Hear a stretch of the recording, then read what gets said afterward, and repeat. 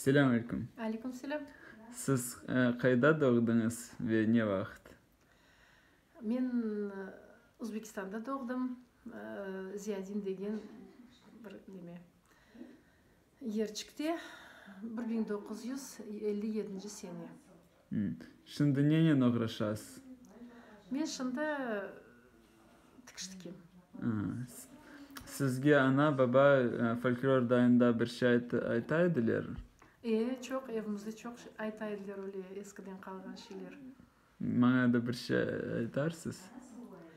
Шында мына мен битам айтқан айтарым. O da bir неме, bir шақалы bir не. Bir адам мұсафірлікке барған.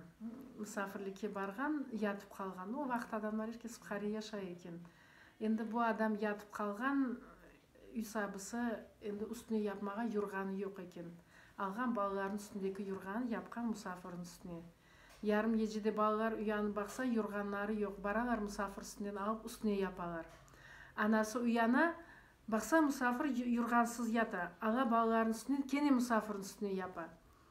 Bir tosattan son kene de балалар ұяналар, бірсі бара юрған ала үстіне yapа. Шай етіп, шо еже 1-2-3 kere оле юрған алып yapалар үстіне. Сон мұсафыр evine қайтып келген сон сорайлар. Сон не дайын яқшы барып келдіңізім, не дайын силадылар. Бет силадылар дей. Bir юрған алдылар, бірсін яптылар дей. Ана оле. Pek güzel. Daha bir şey aytabilirsiniz. Сон бабам айтайды, рахмет olsun жанына. Бабам да бір айтқан несі бар еді, ақылымда қалды. Bir işte koy adamı, o da işten son tekrar болдырған, трек түбіне отырған. Балабам бір жевіз трегі екен. Отыра бақып жевізлер үстіне, янында да қабақ өсе екен. Бұл жевізлерге бақып айта екен. Балабам бұл тректе бөле ифақ жевіз шықын, қабақтайын олса олмайым дей екен.